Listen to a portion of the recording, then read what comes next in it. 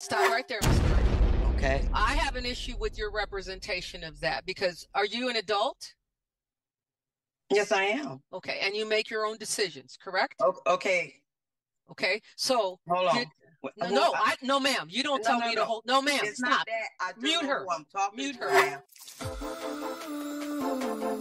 Welcome back to Legal Livewire. Today we have an important update. Mr.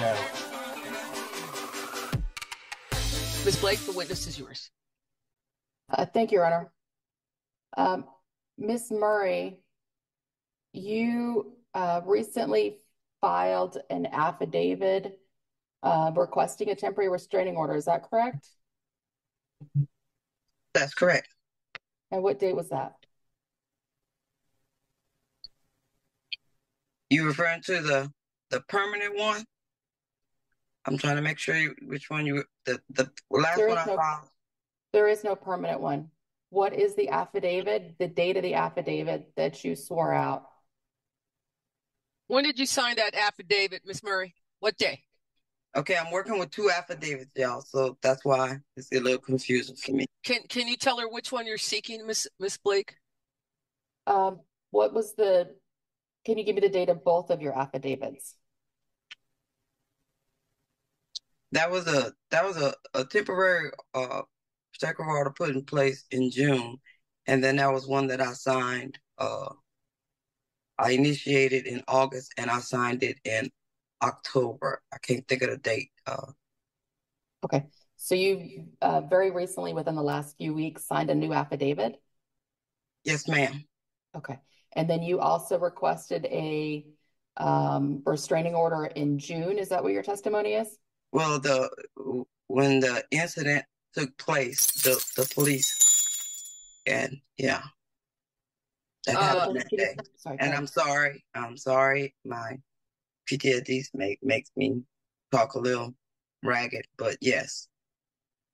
Can you repeat what you just said? I'm sorry, I didn't quite hear. You said something is making you speak ragged. I say yes. My PTSD and this I say it makes me speak a little ragged. You're talking about disjointed. Is that correct?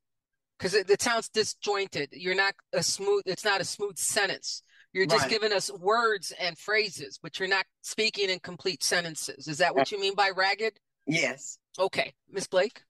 Okay. Is there anyone else in the room with you right now, Ms. Murray? No, ma'am. Okay. And where are you currently located? I'm in my bedroom. What is the address? Is that the home that Miss Katrina Murray resided in until June of this year? That's correct. Okay. And it is your so Katrina Murray has not lived in the home since June, is that right? That's correct. And yet her 4 children live in that home with you, correct? Correct.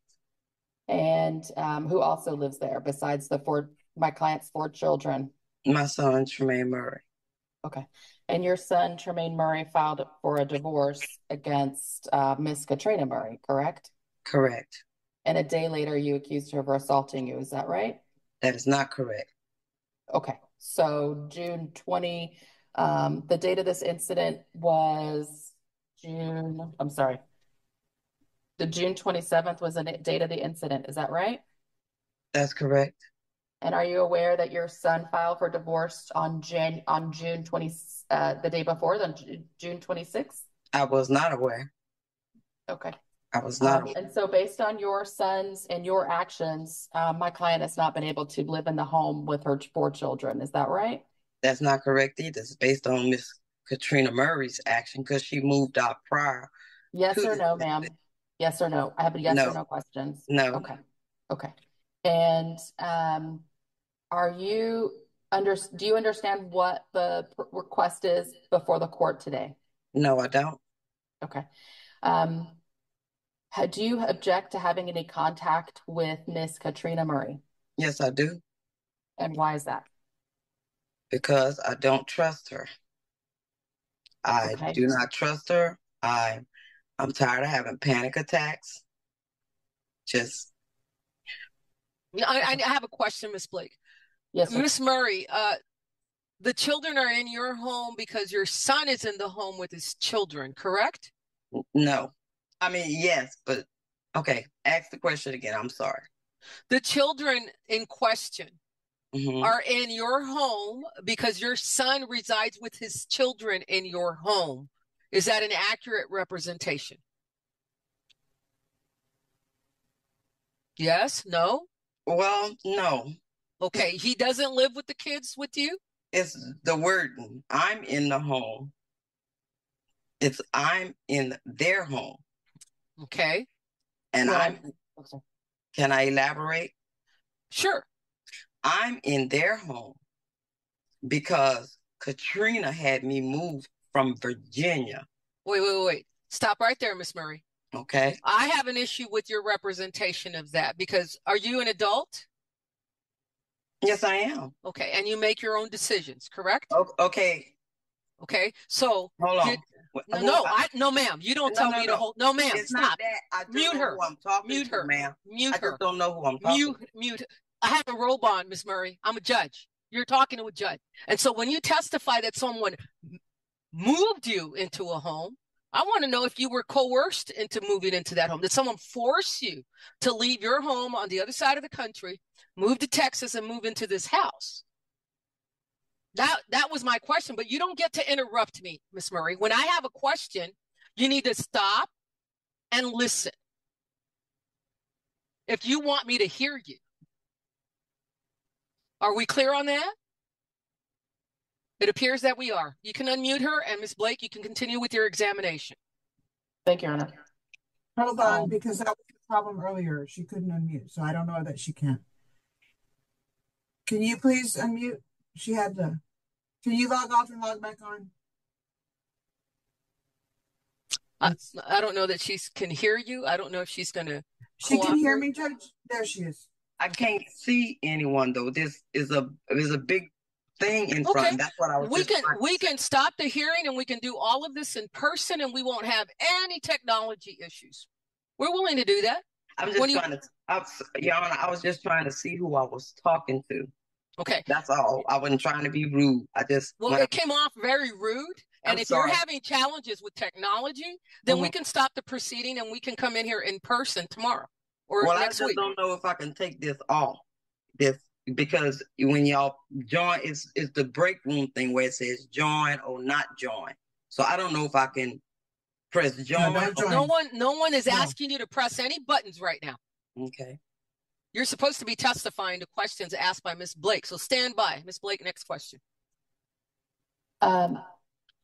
Okay, your testimony was that you don't trust Katrina Murray, correct? Correct. And do you think it's appropriate for you to be raising Katrina's children instead of Katrina? Appropriate? I don't understand the question. Okay. Did you ask for a temporary protective order and swear out that affidavit on October 8th and include her children as protected parties? Yes, I did. Okay. And so you're stopping Katrina from seeing her children, not only by residing in the home, but now asking for a protective order 4 months after an incident that happened in the home. Is that right? No, ma'am. I applied for this protective order in August. Okay. But the incident was in June, a day after your son filed for divorce. Is that right? If that's what you're telling me, I didn't even know that. Okay, I'm going to stop this. Miss Murray, this is not a conversation between you and Miss Blake. Okay. She's asking you questions, and I need you to answer the question asked. You circumventing and taking a left step here, then pivoting right over there with your answers does not serve. No, ma'am, you need to listen to me. Does not serve your testimony well. And trust believe that a judge across the street on the civil side will likely see a transcript of this hearing.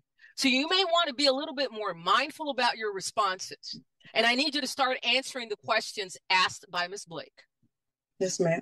Next question, Ms. Blake. So the request here today is for my client to be ordered to have no harmful or injurious contact with you instead of the no contact order. Do you understand that? Yes. Okay. Do you believe that it is appropriate for Miss Katrina Murray to not harm or injure you while this case is pending? Yes. Okay. And do you believe it's important for your grandchildren to see their mother?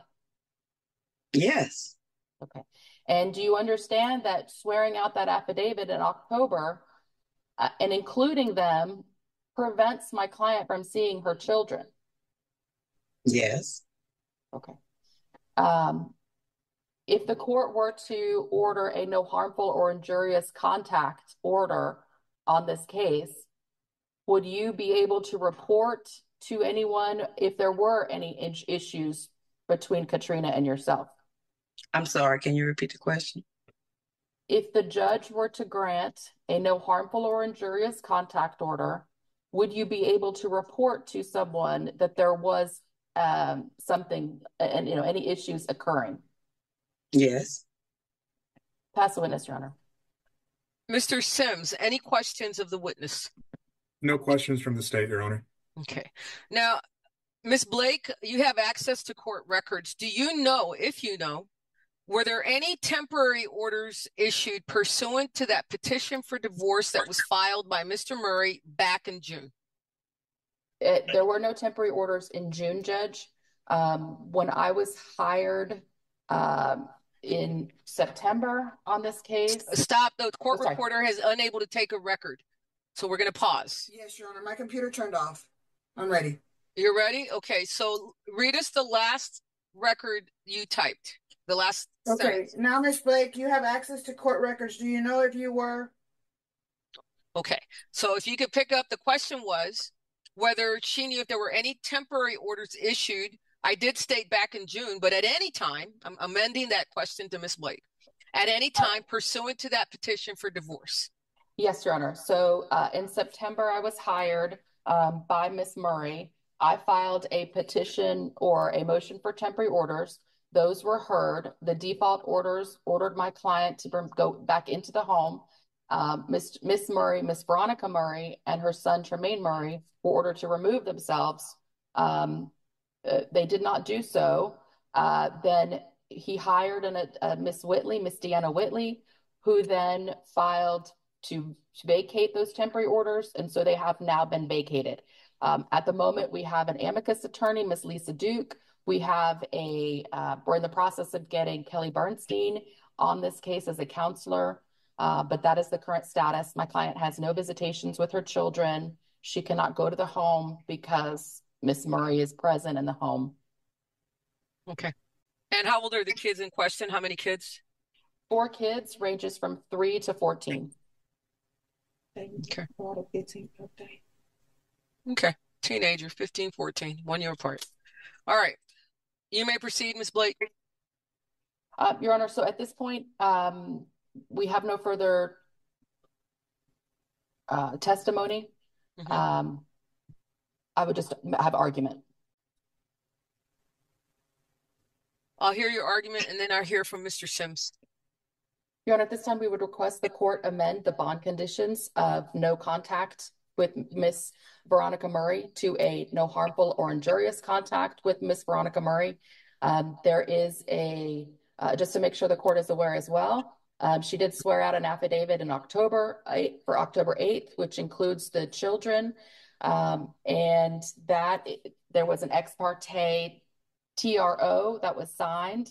And unbeknownst to me, I did not find out about this until Mr. Sims sent me the information on it.